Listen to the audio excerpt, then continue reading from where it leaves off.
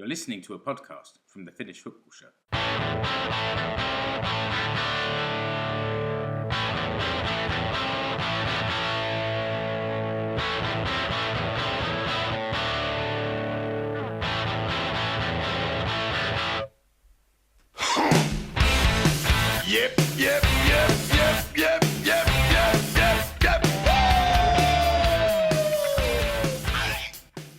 Yes, it's the Finnish Football Show. I'm Mark Wiltshire, back with you today, joined by, firstly, Ali Manson. Hi, Ali.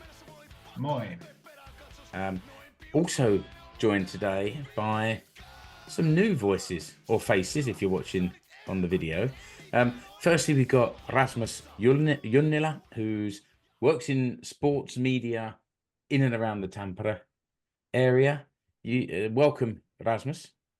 Hey, thank you. Lovely to be on the show. Big fan of football podcasts in general and listen to English ones for years. So lovely to try myself out in a new language. Been doing podcasts also for over 5 years now. Have my own podcast called Napit Edellä. Maybe the translation would be Studs Up or something like that. So podcasting I'm familiar with, but I'm absolutely dreading speaking in English. Apologizing in advance. My accent might change from like 5 times in one podcast. So every time we hear it change, I'll put a little bell in the recording. And you've got a beautiful glowing microphone there as well, which puts mine to shame. I keep it down here out of the way. And we've also reached out to one of the Finnish Football Show listeners, Seppo. Hi, Seppo. Hello. Thanks for the invitation. You're welcome, and you're wearing your Lahti shirt today, and that's good because we've invited you on to talk about FC Lahti and their challenging start to the season. We're also going to have a quick look at the women's Kansallinenliiga. We talked about it in the previous Veikkausliiga episode about a month ago.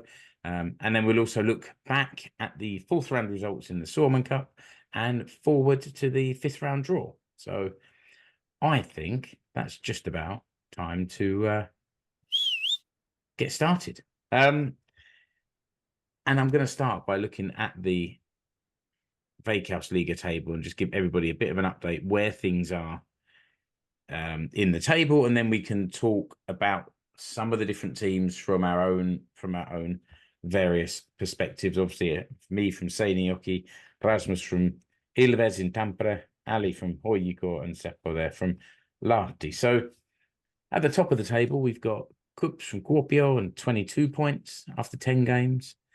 Second is VPS Vaasa, 22 points from 10 games, so it's tight up there. There's then a 4-point gap to SJK in third with 18 from 10 games. Then Ilves in fourth, 17 from 10 games. HJK are fifth, Ali. 11 games played and 16 points. Yeah. We'll talk about that shortly. And sixth place, Haka with 14 points from 9 games. 7th, Mariehamn, 12 from 9. Then Gnistan, still one of the new boys, still really, really competitive there. 12 points from 10 games in 8th place. FC Inter having a tough start to the season in 9th with 8 points from 10. Oulu in 10th with 7 points from 9. I think maybe got their first win of the season just a few days ago. I saw Callum Ward celebrating this on Instagram. 11th place is Lahti, 6 points, 1 win from 9 games.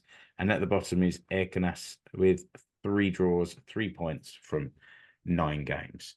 So I did also try to get someone on to talk specifically about KuPS today, but he wasn't available for this show. So maybe next time. So let's talk about what have we seen? What have you seen from KuPS and VPS that put them clear at the top of the table so far? Ali. Well, I mean, we'll talk about HJK in a second, but having been at the HJK VPS game a couple of weeks ago, um, they really have a control of games at the moment. At least certainly when they played HJK, just really didn't give HJK a sniff at all. And 20 goals in 10 games as well, 2 goals a game is a pretty decent average. Because I often feel at the start of the Veikkausliiga season, teams are sort of really warming up. They're trying not to give too much away in the first couple of games. But I think if you're averaging 2 goals a game, it shows that you've got attacking intent. They were really good in transitions as well. And I think that's something that they've been keeping up across at least all the games that I've been either paying attention to or seeing on like highlights reels. So I think at least from the VPS angle, they're kind of picking up where they left off in the second half of last season as well, like really, really strong. I mean, maths is not my strong point, and I haven't got a calculator in front of me, but I would imagine if you added up like the win percentage and the amount of points that they've accumulated over the past, let's say, 30 games, I mean, they'd be miles ahead of everyone else. So I think, whatever they're putting in their coffee in the morning is certainly working. I'm not saying that they're taking any extra or anything like that. I'm sure it's all perfectly legal. But yeah, they're certainly doing some really good things up there. Yeah, and that's based on last year. They lost Peter Michael, who was their top striker, and have replaced him with Mads Borchers, who's got 7 in 10 so far, which is an excellent start. KuPS, they're up there. They're up there as well. Their goal difference slightly better than Vasa. They've got +10 and Vasa's got +7. I always feel that like KuPS go about their business quite sort of quietly. Closed season, there's not too much fanfare about new players in or big changes or whatever, but it seems that they just evolve. And Honsu's been there now for another year and a half or so, and things are evolving there quite nicely, and they're comfortably at the top after a little bit of a wobbly first couple of games. I seem to remember that maybe a couple of draws, and it didn't look so good, but they've been in good form since then. Yeah, I obviously saw KuPS recently here at Tampere against Ilves. So they won like right at the death with a fairly questionable goal, at least to some people. I think it was a good goal after all, but they were decent against Ilves, but they were clearly like modifying their game to what Ilves was doing, and it was working okay for them. Obviously, the red card around the hour mark changed the game a lot, and when KuPS had more of the ball, they weren't so effective breaking down Ilves, and Ilves could have easily won it even with 10 men. So I'm not too convinced about them just yet, but they've started off well, and Honsu is obviously a good manager, good coach. So they've got a decent chance of staying up at the right end of the table, but I think they've also changed quite a bit their approach to building the team. They're not spending that much money, and they're using much more younger players and maybe homegrown players and stuff like that. There was a 17-year-old playing in midfield against Ilves and a 19-year-old playing in defense. So young players, and they look decent, but not dominant, I wouldn't say. Yeah, there was a big story last year, wasn't there? That Ari Lahti said that he wasn't going to pump the money in anymore, and it's definitely the way that SJK has gone as well, trying to use the academy structure and bring the players through into the team, and then progress them on. So I think I personally believe in sustainable football, and my club in the UK is Wimbledon, and it's not got lots of money. It's owned by the fans, so everything has to be sustainable, and that's where my focus always comes from. But what about?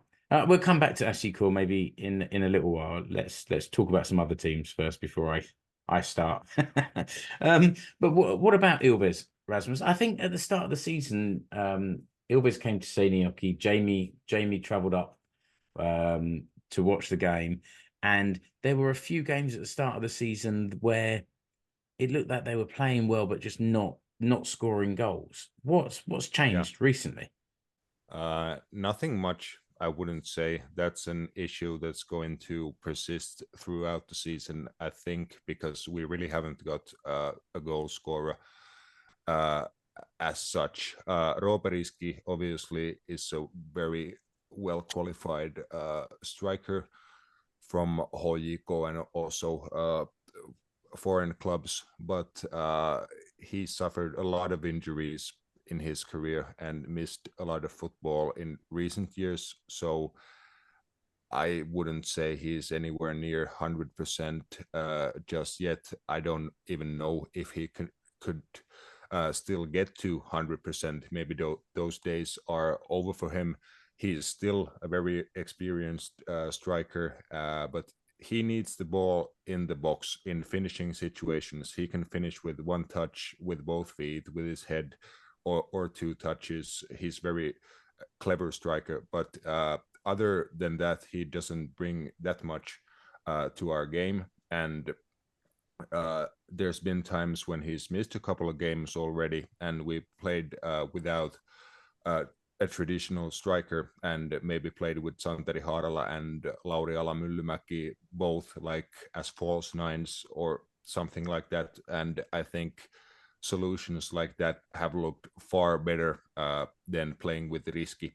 So that's an issue. And also, I think we have an issue at the other end defending our own box. We've become much better in recent games when I think the coaching staff has modified the roles of the back four a bit with Aapo Mäenpää playing as a right back, but a lot of the time when we have the ball, staying as the third center back almost. So that provides a lot of balance to the team, but we still have some issues defending our own box. So basically, we don't score enough of our own chances, and then we always have moments we let in easy goals. So other than that, everything's been looking really good, but I think those are issues that aren't going away anytime soon.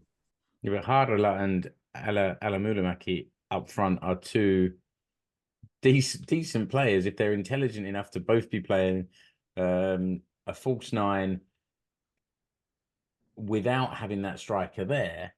Then it gives you some options. I saw some people at the start of the year. Have Ilves spent money this year? They constructed an expensive team relatively. I don't have the numbers right now, like the salary budgets or stuff like that.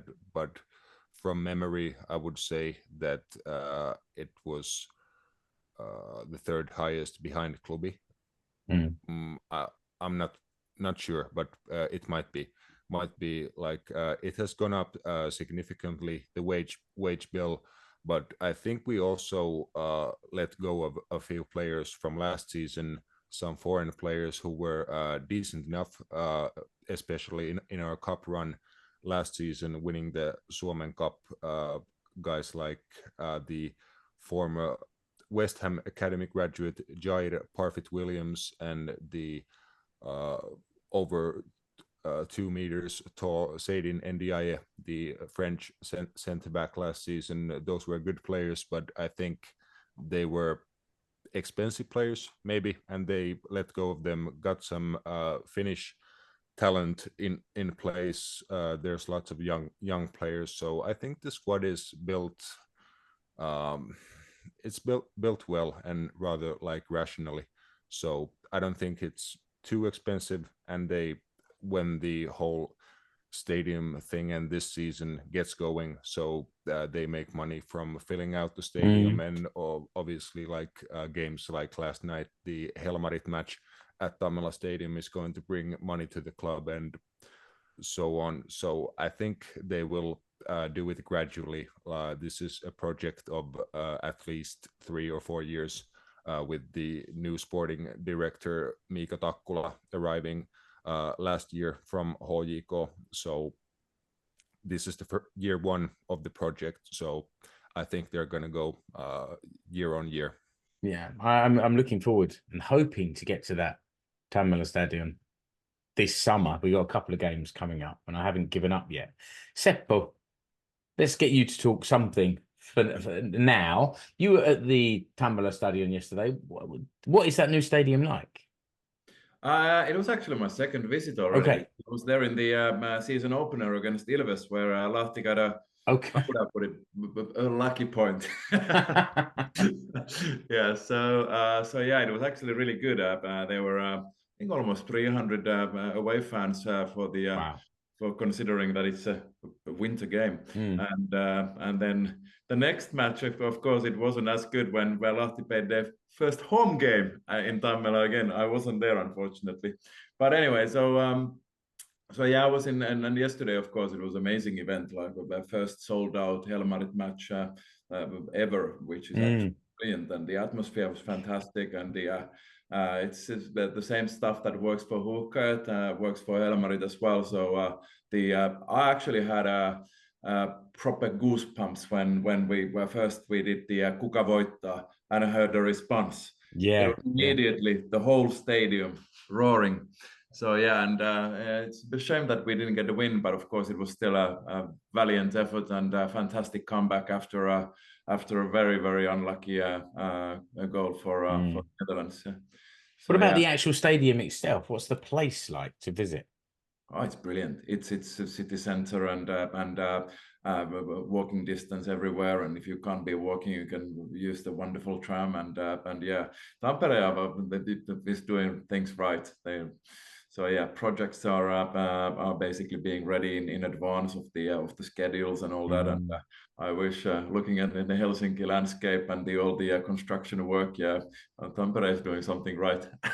What about food and drink at the stadium? What's that like?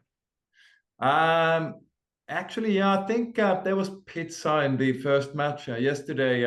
Long queues everywhere, and I think what I heard from others, it could be improved, and of course the issue with the facilities, long queues, and especially the ladies' rooms and all that. But yeah, the away stand is really good, because I think that is, of course, there were plenty of thirsty Lahti fans in the first match, and they did well and managed to keep us basically happy, even though obviously Lahti can be a demanding crowd.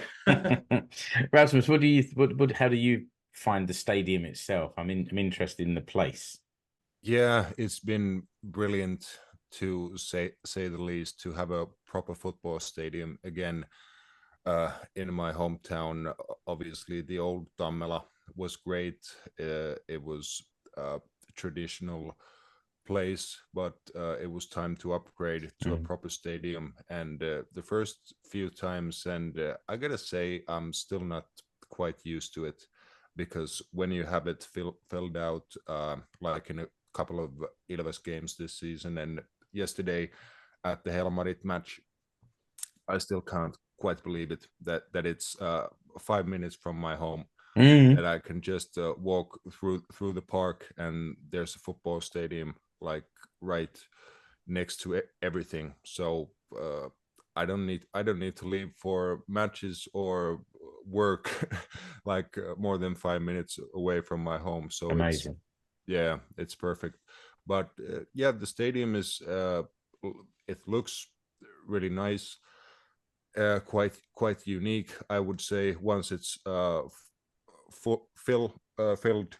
So, and then the services, like the food and drinks part, there could be improvements. There's like this big big restaurant part and the restaurant section, so you can basically go from your seats straight to the restaurant, which is inside. So you can get your beers and food from there, and then go back to the seats. You can also watch through a glass straight from the restaurant section. It's Okay, like the interesting. main stand, one of the side stands. So then on the other half, behind the other stand, there's like various like points where you can buy beer and stuff. But I think many of the things could be improved. Like there isn't that much of a selection for what you could eat, and it's very crowded when the stadium is like more than 7,000 people there. So it could take you a few minutes to get your beer and stuff like that, but it's been good. I have a seat like right at the end where the Ilves fans are located, like a bit I'm basically next to them on a section where you can serve beer and or drink beer while you're seated. So that's good. That's something that feels new in Finland. You can drink and watch the match at the same time. There's also a giant screen right next to you. If you miss a situation in the game, you can watch the replay from the screen. And yeah, I remember when the law changed a few years ago, and they said if you want to have a beer while you're watching the football, then you need to have a table. And where we stand at in Olympia Stadion with the Clopid, it's standing, and there's a fence about so high. So they just put this really narrow like shelf on top of the fence and said, "There's your table, and you can put your beer on top of it." I mean, you risk it getting knocked off if you're not careful, but there is something.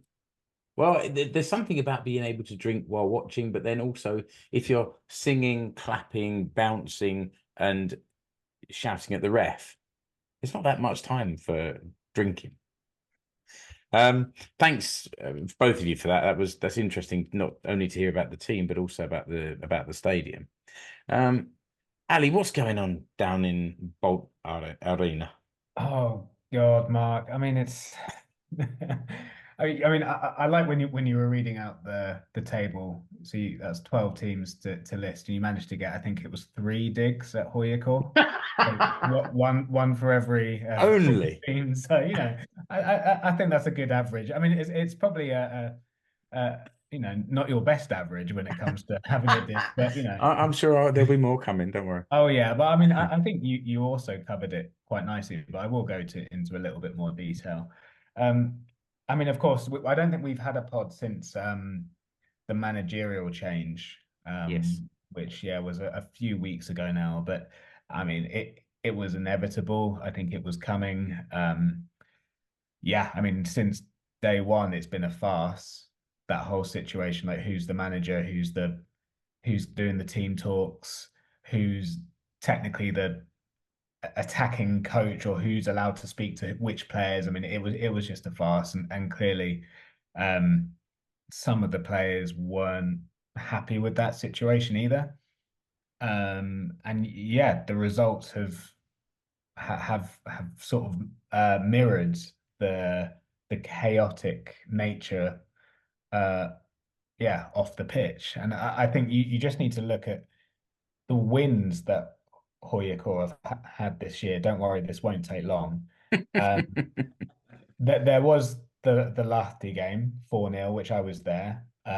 That's basically where the season has kind of peaked for me. And then 2-1 against Mariehamn. I won't list all the other, I'm only going to list the wins here. And then a 1-0 win over Gnistan. And Gnistan went down to 10 men. So, when you're just listing those 3 wins out of however many games that we've been playing, it's not good enough. And, if there were patterns of play that I could get behind, if the team was playing well, but, things weren't quite clicking, I'd be okay with that. And I think the HJK fans have, at least, where I stand, have always been supportive of the team. Of course, they're frustrated, like all fans would be when the team isn't doing well. But I think everyone's just a little bit bored. And I think, the Oulu result last week just kind of epitomized the whole season, essentially. And, I look at the next two games, SJK on Friday, which I will be going to, provided my wife hasn't gone into labor.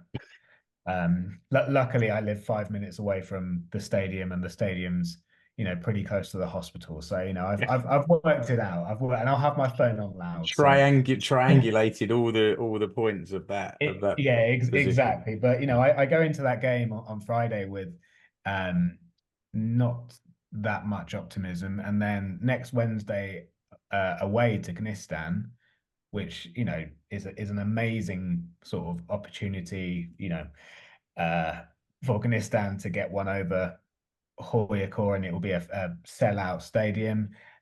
I would imagine I won't be able to make that game, depending on what happens over the weekend, with the with the baby. So which is a shame that I'll miss that. But I think Kyrgyzstan will also look at that game and think, yeah, why not? Why can't we do them over, or at least get a point? Because the game a couple of weeks ago, yeah, HJK were the better team and should have scored at least 3, but Kyrgyzstan should have scored 1 at the very least. So yeah, it's not great. I also just think football goes in cycles, and HJK have had a good couple of years, particularly qualifying for Europe is so big for the club, and for individually it's always really exciting for those players to be able to play, whether it's in the Europa League or the Conference League. And perhaps HJK are just at the end of a cycle. But if you look at the players that have left in the last year, Radulovic is the big one, Peltola is a big one, Olila, Purusori, Hetemai retired. So that's 5 players that have been really good for the team over the past couple of years. But I also think, if football was played on paper, I'm still pretty happy with a starting 11 that HJK can put out. But for the reasons I've mentioned, and for other reasons that I guess we can only speculate, it's just not working. You do realise on Friday that at the same time as the HJK SJK game is a Metallica gig next door in the Olympic Stadium. So you're going to have that phone turned up really loud if you've got any hope of hearing anything.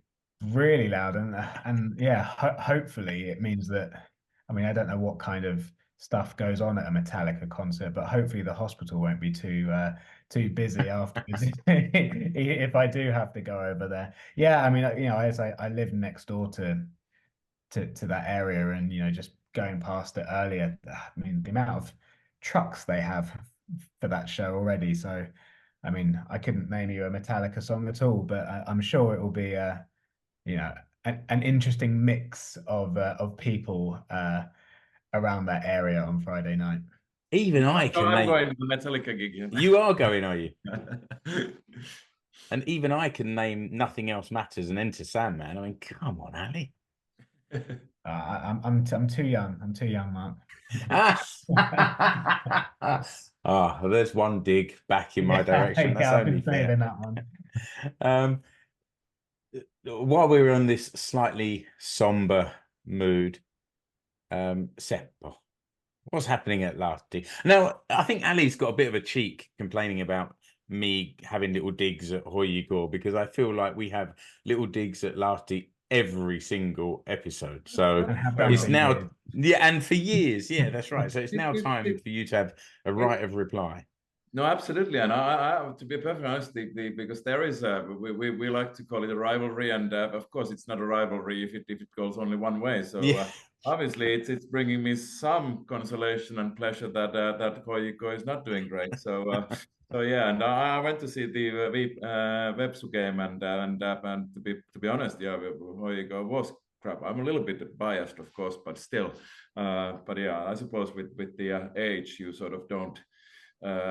You see it more in a balanced way nowadays. Sort of, you are not sort of so biased about the sort of not blaming referee for everything, for example. Yeah, but yeah, Lahti.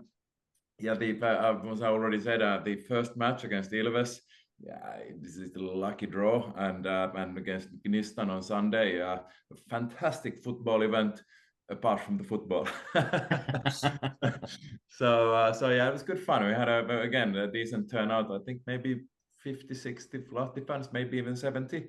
So a good group from Baska, from our coach from Lahti, and then of course you have others from the Helsinki area. So yeah, good atmosphere, good chance, but obviously we lost, and to be honest, deserved to lose. And it looks like a relegation battle, and the fans aren't happy. But to be perfectly, there was actually a nice moment at the end of the match, because the fans were making themselves very clear about the being not happy. So it was not clapping and thank you chants. It was more about get your shirt off. You don't deserve to wear the Lahti shirt. And but the players came to thank the fans anyway. And there were 4 or 5 players who were chatting away with the fans because they agree.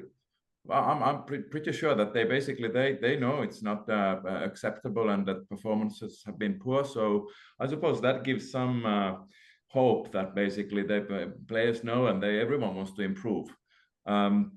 But yeah, it's just I'm not expecting too much anyway. But hopefully it'll be a little bit better for the rest of the season. But it hasn't been great. And you know, last year ended up sort of 3rd from bottom. And I'm just trying to see if this is a. Yeah, I suppose I want to bring up one thing, which is sort of a big news in Lahti football overall, because now finally, Reipas and Kuusysi and the different Reipas, there's multiple, and they're going to be basically now under the FC Lahti umbrella. So there's finally sort of some, hopefully, harmony. Of course, how it works in practice, and then basically it might take some years, of course, to adjust. But of course, maybe that's something for the future for the Lahti football, because obviously we have a proud history with Kuningas Litmanen and Joonas Kolkka, Petri Pasanen, and of course Ismail's my favorite player ever. So hopefully we'll get more talent, of course, as well, because we haven't had that many Lahti players coming through the ranks either. So just explain to people who don't know the history of the area so well. You mentioned Reipas, you mentioned Kuusysi. How do those clubs all tie together? And is this going to be like they're under the same structure, so one team will be feeding the other teams? I think I don't have all the details. Yeah. Just basically it's and to be honest, I don't think even they have all the details yet. But the idea is that then that they will be representing Lahti, even though of course they are not going to destroy the feeding clubs either. But the history is, of course, Lahti and Kuusysi and Reipas were very much the local rivals. Reipas having a lot more history in the olden days, and then Kuusysi basically came through in the 80s and became the top team in Finnish football, right, Ali? But anyway, no, that was actually when I started following football, and that was great basically rivalry already back then again between HJK and Kuusysi. And of course, then in 1996 when they merged, I didn't agree. I of course I was 20 back then, and I didn't know that it was an absolute must. Both clubs would have gone bust if it went for the merger. But basically then for a fan, it's like, what's going on? Like, we are merging with the local rivals who we don't like particularly much. So it took me 10 years before I actually accepted it and became a Lahti fan. So the history, and I think there is still some elements of sort of this Kuusysi and Reipas rivalry, but not necessarily huge amount. It's sort of 30, 40 years ago already. But anyway, it's a big step, and I hope that actually it's something that we can actually build on that through the juniors and make the Lahti I suppose Tampere might be the football number one city in Finland at the moment. So maybe Lahti can take away that accolade one day. And the stadium, I was actually jokingly saying that basically there is actually a clear plan for a football stadium for Lahti as well. Nice. 2090. 2090? No, I'm joking. But anyway, that's how bad the situation is. There's nothing, there's no plans, there's no funding. It's just basically, it doesn't look like it's happening anytime soon. And of course, the skiing stadium it's not for football. No, that's true. I think, thanks, Seppo. It's good. I mean, I want to get different voices talking about their teams so that I can learn about their teams and some of the things that you were saying there. I was really sad to see Matthias Vainienpää leave. I was sad to see him leave at all because he was a real favourite of the fans at SJK. He was a local boy, came through, and he left at the end of last season. Now, having seen the players that SJK signed, I understand why they let him go. And then we travelled down to Lahti the other day, and I was like, oh, we never get anything out of Lahti. You know, it'll be 1-1. And that first half of football where SJK scored 4 was unbelievable. And like everything went right in the way that they played. And I think if you were to analyze that first half, it was really a game of two halves. So the first half was hot and sunny, and the second half was torrential rain. And everything that could go right for us did in the first half, and in the second half it didn't. And I'm in contact with Stevie Grieve, and I sent him a message just saying like, wow, that was really something. And he said, yeah, everything came off: the press, the fighting in midfield, the quick passing, the finishing, even managing to overload the wing that they decided was going to be their way to get the win. It all came off. And he actually said, I was actually quite annoyed it wasn't more than 4. I was like, okay, quite annoyed. Well, it could have been, apart from the penalty. So, but I think from SJK's point of view, they were in theory in the same situation as HJK regarding the coach at the start of the year, but Stevie was quite clear in his own mind, and I think therefore the players were clear that he was organising things, he was running things, and he was doing it with Tony, and Tony was doing the press. But Stevie, he was always standing at the front of the technical area. He was always sort of leading things. So there was clearly some clarity there. And actually, I met up with him last Sunday and recorded about 40 minutes interview with him. So we'll get some real detail from him about where he's come from. He's had an interesting path to becoming a manager, and actually what he wants to try and do. But he wants his teams to be fun to watch. And for some of the fans, that first half against Lahti was fun. Maybe not for the home fans, but we had 5 Kloppit supporters there that were going crazy and taking up a lot of the TV cameras.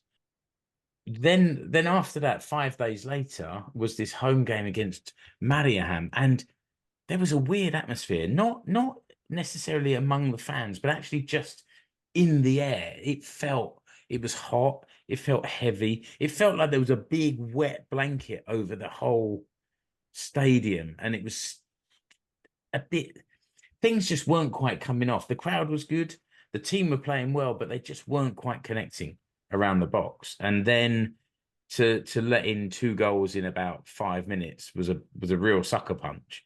But we found a new a new villain referee to add to our list of those that we don't like. So he's up there with Neverlinen and Hammerlinen. We've now got Mäkinen as well, who, I mean, there's at least 2, maybe 3 handball claims, penalty claims that weren't given. And I think after a while, you just get the feeling we're not going to get this. One thing Stevie did say was that he has Grieveball he has kind of an idea how he wants his teams to play. Like I said, he wants it to be exciting. He wants it to be dynamic. But he said that it's not really about formation. It's more about what they do at certain stages of the play. It doesn't matter if he starts center of the centre backs or on the right or or whatever. It's the movement of the team, and I'm still keeping the faith. I mean, we're there on 18 points after 10 games. We've had much worse seasons than that. So, and I'm actually looking forward to every game. That doesn't happen every season either. It certainly didn't last year. The final thing I just wanted to mention about SJK is that they've got an agreement with a club in Ghana, Vision FC, who they've got an agreement to bring players over from Ghana. They often go into the academy side, work their way into the first. The idea is they then work their way into the first team and can be sold on, and SJK makes a profit and a percentage goes back to the club in Ghana. And Vision FC just got promoted to the Ghanaian top division as well. So that would just up the quality, I guess, of the players that are available to bring over. So it does feel like it's kind of joined up. And I think that this is Richie Dorman's vision, and it deserves a little bit of praise. How about an away day in Ghana? An away day in Ghana. To be honest, I'm still trying to organise an away day in Tampere sometime this summer. So I'll take one step at a time. One step at a time. Is it the same thing as the Right to Dream Academy? For example, Clinton Antwi, who plays for KuPS, is from that academy, and he moved to FC Nordsjælland in Denmark and came through Denmark to KuPS, but I think it's a similar sort of scheme. Yeah, it sounds like it, and I think there's been a lot of it's not just our players come and we develop the players and sell them on, but there's been a lot of kind of transfer of knowledge back in the other direction as well, with regards to from the management of SJK to do with training, about training, about running the club, about developing it. So I don't know the comparison between the two, but it sounds like a similar kind of arrangement. And I think that's where last season where Terry Yegbe came from, and he came into the team. I mean, I saw him in one of the preseason games last year and thought, he looks good, and then he just took things by storm and had that long throw. He scored with a throw in where the goalkeeper tipped it into his own net, and he just looked really solid. And we were gutted to see him go after one season. But if it's sort of several 100,000 euros, that's big money in the Veikkausliiga, isn't it? So, and hopefully sell on clause. So if he can continue to develop, it all trickles back. That's sustainable football, I guess. If I could say shortly about SJK, I think they've been brilliant this season, like football-wise. As you talked about Stevie Grieve's football, it's been really refreshing, and luckily they aren't the only one playing good football, as Ilves is doing it as well. So there's at least 2 really good teams who tried to play entertaining, attacking football, dominant with the ball, but flexible in ways to hurt the opponent and to structure the team and so forth. But SJK has been brilliant, and I think it's a fair point to raise that they have had on paper the same situation as HJK with the quotation marks, real head coach not having the license yet. So they had to have a man with the pro license as the formal head coach. But I think the difference was that at least internally it was communicated a whole lot better than at HJK, and the structures of the coaching staff seems to be really clear. And when there was the recent announcement of Grieve taking the head coach role, the way he talked about the role of Toni Lehtinen and how Lehtinen talked about everything continuing as normal, like on a day-to-day basis. I think that's really impressive how they managed to do that without much drama at all. And when comparing to HJK, they made a complete disaster of the same situation, which could have worked on paper, but I think it comes down to the people above the coaches making these decisions, and HJK doesn't have a proper sporting director as of now, and I don't think Vesamäki ever was one. He was a bit of an hasty appointment, to say the least, and he made a complete wash of it. So they are right back to where they were when they didn't continue Mika Takkula's contract, and he was still at the club in another role, but helping them out with the sporting directing thing and so forth. And the whole thing has spiraled from there. But apparently at SJK, the structures behind the team seems to be working decent as well. So that shows on the pitch. The football has been really impressive so far. Ali. Yeah, I mean, I was just to carry that on very briefly, that, you know, because I've been kind of immersed in the chaos of HJK and this kind of, you know, who's the manager and who's not. I've been kind of convincing myself that no one else in the Veikkausliiga is going to sort of copy this and do this, because of course this started October, November last year, and I can't quite remember whether the plan at SJK had been, you know, sort of formulated at that kind of point. But HJK have been such disaster with it. I was thinking, yeah, no one's going to do it like this again.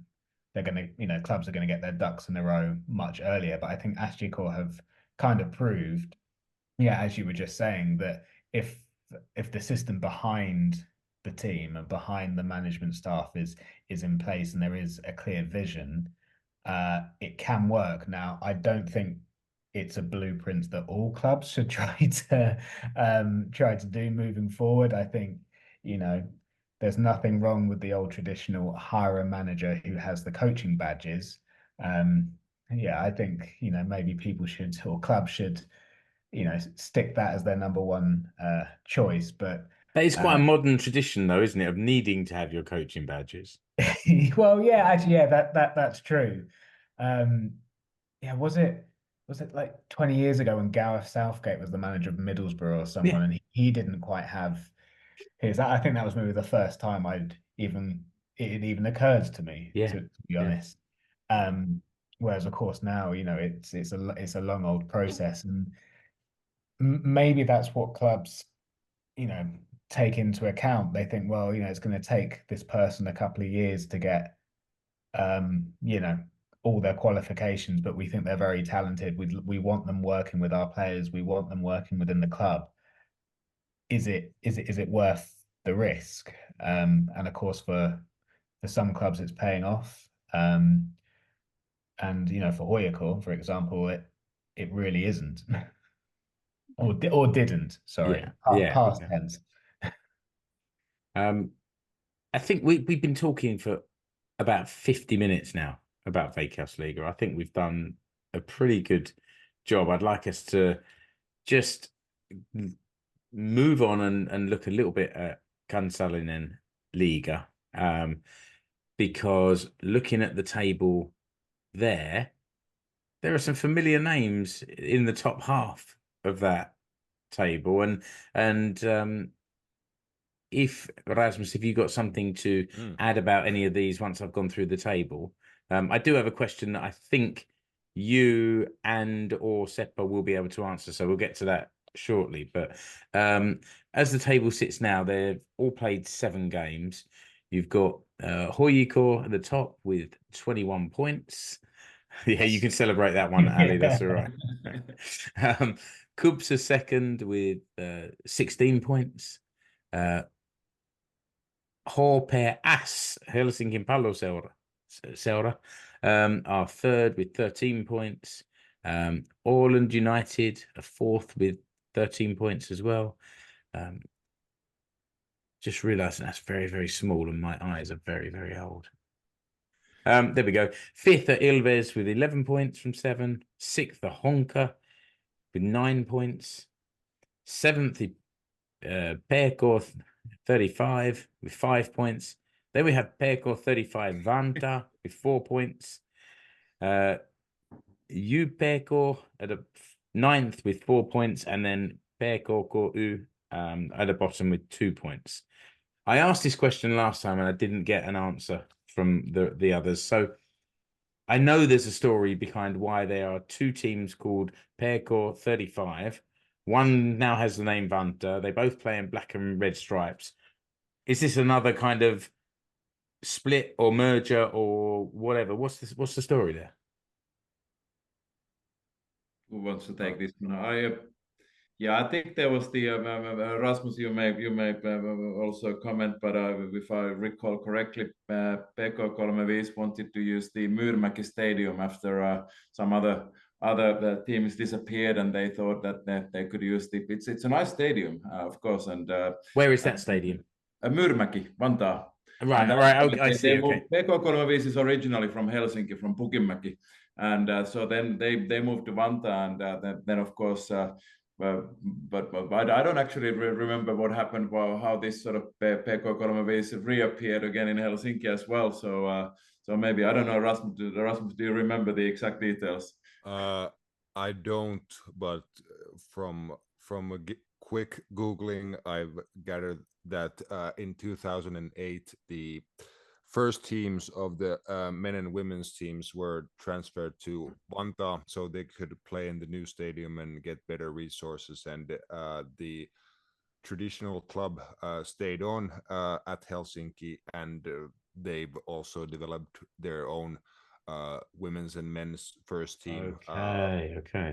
After that also. So now there's 2 PK 35 both in Helsinki and both in Vantaa. It's a bit of a strange one. They have exactly the same logos and everything. They play in the same division in the women's top flight. So it's a confusing one, to say the least. It's very weird. And anything else that you've picked up from the Kansallinenliiga over the first sort of 7 rounds of games, Rasmus? I know that you were commentating on one of the games right at the start of the season. Yes, I had the privilege to commentate on the opener at the Tammela Stadion for Kansallinenliiga.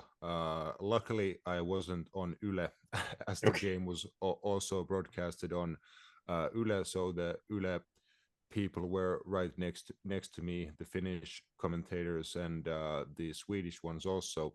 So I was located in between them. Okay. So it was a nice experience. I have to say it was my top flight debut as a commentator. So really nice to have that, and it was a good game. The opening game, Ilves against Honka, some really nice goals. I think it was Nelli Lehtilä who scored from 35-40 yards, lobbing the keeper with a really nice shot. And Ilves was really good that day.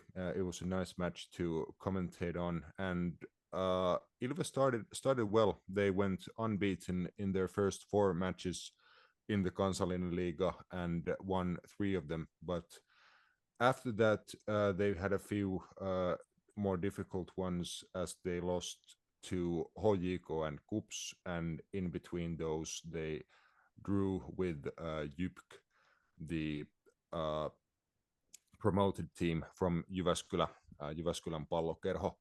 So they are second from bottom, and Ilves drew with them away. So 3 matches without a win now for Ilves, but a good start to the season for Ilves as well. I think the table is already pretty much set to the ranking you would assume it to be in at the end of the season. Of course, things can happen, and some teams can pick up their form. Maybe Honka, for example, could do better as they have at the start. They lost important players before the season. Maybe the most important one being the goalkeeper Sofia Manner, who got transferred to the what's it called, Women's Super League over in the United States, the women's top flight there, and of course one of the best women's leagues in the world. So it was a first transfer straight from Kansallinenliiga to the States, to the top flight. So that was a big transfer, and she was brilliant last season for Honka, having a really big impact on their conceded goals record, and pretty much keeping them on with her saves. So she was a really big loss for Honka, but they could do better. They were okay against Ilves in the opening game, but I think Ilves was clearly the better team on that day. I'm ashamed to say I haven't caught any more of the Ilves women's matches after that. They always seem to be like in the middle of my 2-match work day at Tammela Stadion. So that's the time I get to go home and eat something in between 2 games or something like that. So I've only seen the one so far, but of course plan on going to more of them as well. But yeah, Ilves has been doing decent enough at the start of the season. The top players being, if you're looking at goals scored, the team's captain Anna Olmala has already scored 5 goals, 1 assist. On top of that, she's a really interesting one. She used to be a striker when playing at the youth national teams when she was a bit younger. Then there was a few seasons she played as a center back, and now she's back again as a striker last season and this season, and scoring plenty of goals, ending the last season as Ilves top scorer, and she's on course to do that again this season as well. So that's a bit from the Ilves team, and of course HJK leading the table with the perfect record after 7 matches. They've scored 19 and only conceded 3 goals in those 7 matches. So they've been doing good.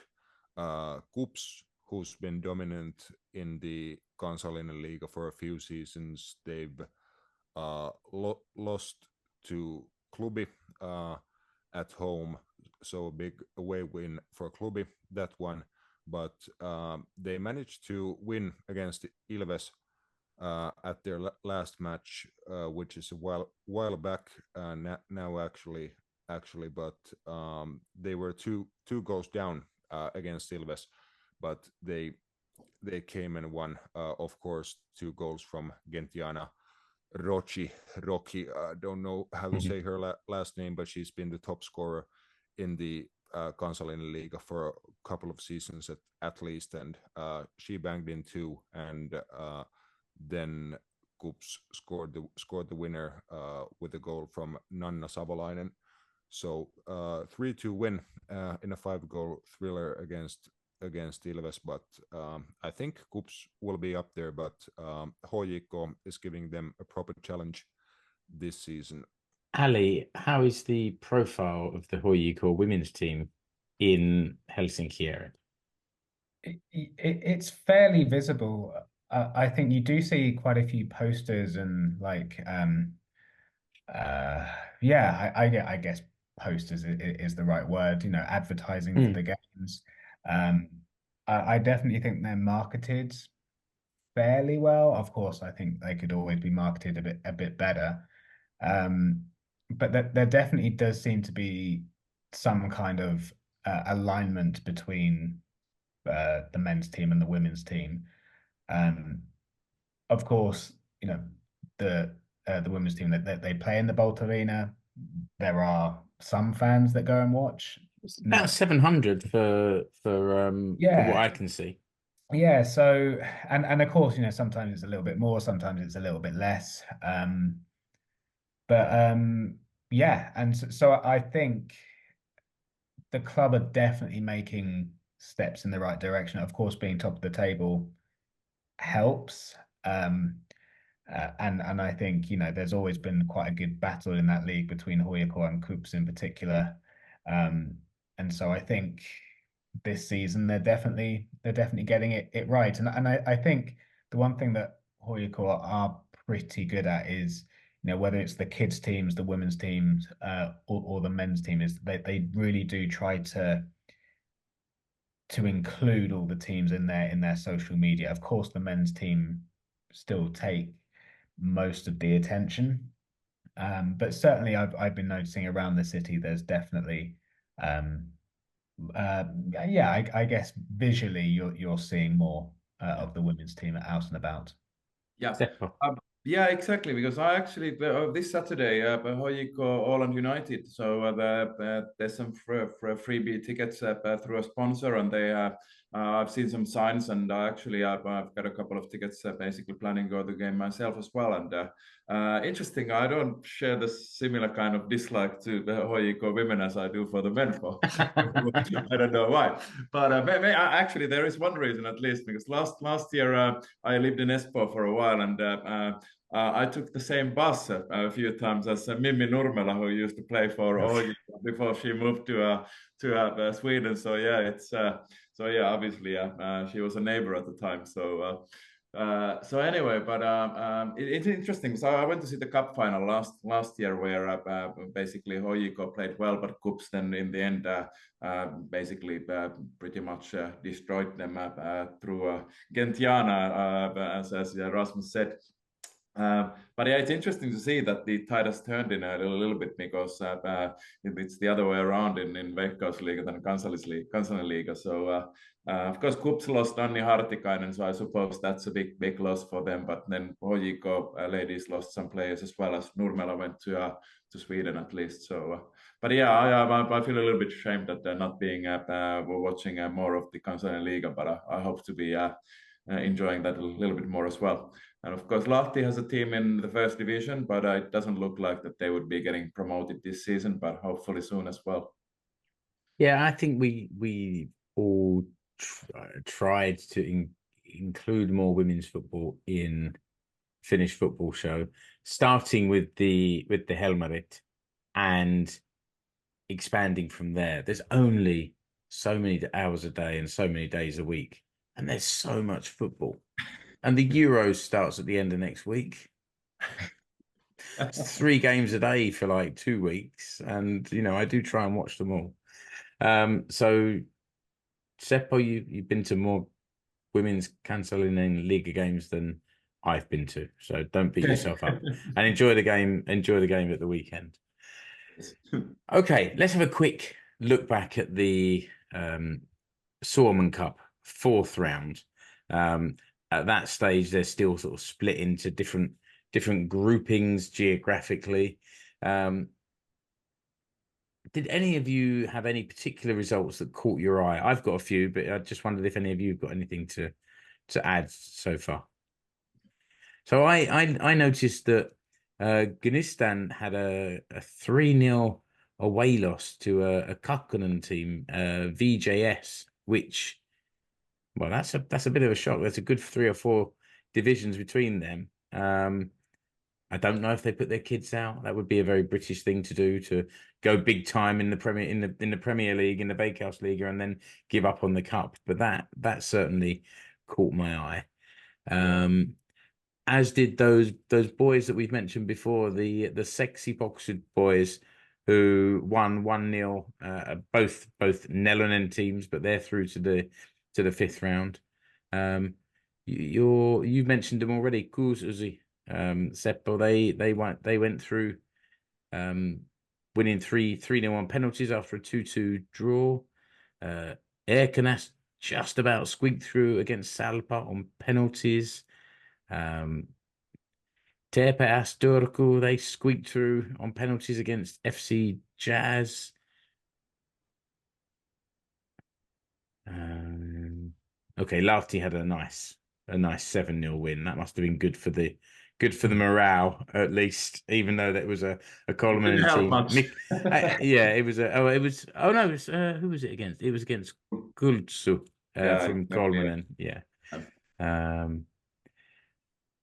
And yeah, SJK got a win away at Ols in Oulu. That's a Ukkonen team, and we got a very late win there. SJK Academy got a 2-1 win away at Vasa IFK. And yeah, the Pohjanmaa derby, KuPS from Ukkonen beat Jaro from Veikkausliiga 4-0. That was quite a thumping. And now we're into the stage of the fifth round where all the fixtures can be shown in one group all together. And SJK away at Ilves. That's Saturday the 15th. Ooh. Yeah, that's the one I'm still thinking about trying to get along to. The ticket prices are good. It's €10 a ticket, and I think there's a coach for €20, so it's not a bad price.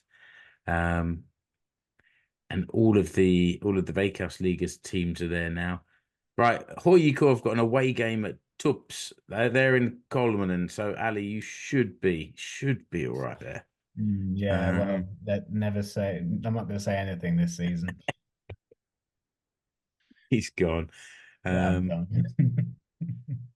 It's the sexy boxer, they're away. So they're in, as I said before, Nelonen, they're away to Veikkausliiga PK 35. That's the men's team, but the non-Vanta version of the men's team. Haka away at EBK from Kakkonen. So there's quite a few lower level teams that have got themselves games against Veikkausliiga teams. So there could be some big scores, or there could be some upsets, and we'll. Yeah, Lahti is playing in Espoo as well, EPS. So I'm planning to go there. A nice little new stadium and away trip with the metro. Did you say there's a new stadium? No, a new stadium to me. Yeah, okay. One for you to check off your ground hopping list. Precisely. Yeah. Do any of you have anything else you'd like to add, or to anything? Or shall we wrap it up there and go and see our wives and girlfriends who are probably wondering where we've got to? Maybe the all Veikkausliiga clashes between Marenham and KuPS. Of course, the Ilves SJK one, and I don't know if there was a third one. I might have confused KTP to a Veikkausliiga side, but at two Veikkausliiga clashes at least, and that's an interesting one between Ilves and SJK as they face each other 4 days after the cup clash in Veikkausliiga. The Juhannusyön match, which starts at 9 o'clock, so that will be an interesting one in the league. But I hate those with teams facing each other like in so close proximity in two different competitions. It's usually always that the other one wins the other. Yeah, and in this situation, which one would you rather win? Like that's a tough one. It is, because I think Suomen Cup for both clubs would be Huge. a nice way to get that European qualification, Yes. but you don't want to drop too far behind the others in the league either. Yeah, exactly. That's a very tough one. And having been with Ilves last season, as we went on to the cup final and ended up winning it, it was tremendous. And in the context of last season, which was a struggle in the league, and then winning the cup and earning the European spot, and of course the place in the second round of the Conference League qualifications. So the prize money and everything that comes with it, it's absolutely huge. And the fact that the final is at the new Tammela Stadium, so it's obviously a big one for Ilves to play the potential cup final in front of their own fans at their own stadium. It would be a huge one for Ilves, but then again, couldn't fathom a loss against SJK in the league either. So tough week, that one. Ali? Yeah, and of course, you know, with this really lovely new stadium, you have to pay the Tampere City Council need to pay off the debt at some point. So just even having an extra game will be really helpful. And I think one thing that I think I mentioned it on the WhatsApp group earlier about the final in Tampere is that I think we did a podcast maybe like 18 months ago or 2 years ago about the Suomen Cup and the fact that, you know, the final being held in the Olympic Stadium and not many people going to watch the final, and, you know, it's sort of the final almost becoming, well, not the spectacle that maybe it should be for the National Cup. And I think by moving it to Tampere and having it in a new stadium, in a smaller stadium where, you know, whether the tickets are cheaper, I'm not entirely sure, but you would imagine that whether Ilves make it or not, that the stadium will be almost full, if not completely full. And of course, if Ilves do make it to the final, you know, it could be a sellout, which I think, you know, for the fans, for the players, for the staff of whichever teams are involved, I think it will just make the spectacle of the final, you know, more special. Of course, playing at the Olympic Stadium is always going to be special, but I think, you know, if you're only playing in front of 20% capacity or 25% capacity, is it really worth it? I mean, if I was in those players' position, I would much rather play in front of 10,000 in Tampere.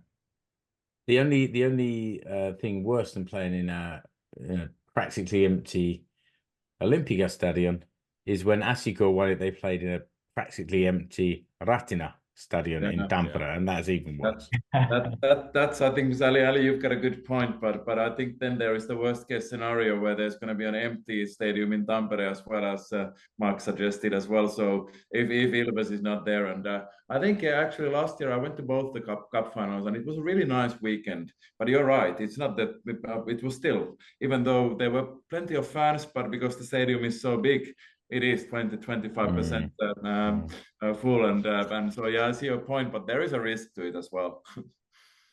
Yeah, if you check out the attendance of the last two Suomen Cup finals at the Olympia Stadium, I was at both, obviously working last year and then just watching the match the year before. It was between KuPS and Inter, I think, and the last year's attendance at Olympia Stadion was 4,431, and the year before I think it was 1,000 less or something like that. So I'm not sure if the attendance will increase dramatically with the final being played at Tammela.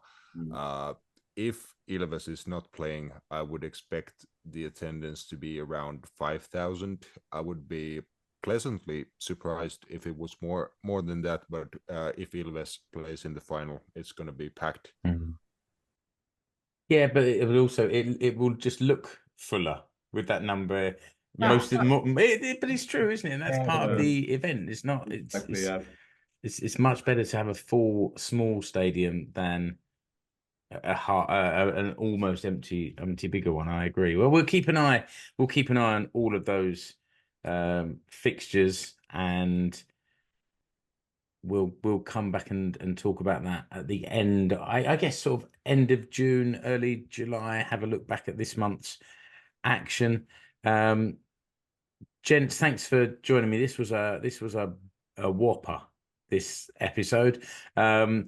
Listener, thank you for your endurance getting through to this. I hope we've delivered some interesting stuff for you. It's been interesting for me to hear from some different voices, different perspectives, and some different knowledge as well. So Rasmus, thanks for joining us, and welcome back again in the future. Cheers, lads. Ali Manson, as ever, thanks for joining. Idos, hey. And Seppo, we definitely want to get you back on later in the season, maybe around the time of some of the Finland international games, because I guess you'll be traveling around, and we can get some of your thoughts on some of those games. Yeah, I've booked my flight to Athens and Dublin already, so definitely traveling. Nice. And I'm hoping to be, well, I'm going to be in London the weekend of the England-Finland game. So I'm planning to be at that game, wherever it is taking place. Excellent. Listener, thanks for joining us, and until next episode of Finnish Football Show, goodbye. You've been listening to the Finnish Football Show. You can find us online at finishfootballshow.com. Remember to subscribe to the show wherever you're listening or watching. You can follow the Finnish Football Show page and group on Facebook, and also on Instagram. Escape to Suomi on Twitter is now Finnish Football Show on X. And you will find us on Blue Sky at Finnish Football Pod. See the links in the episode description, along with the links to the Finnish Football Show merch stores.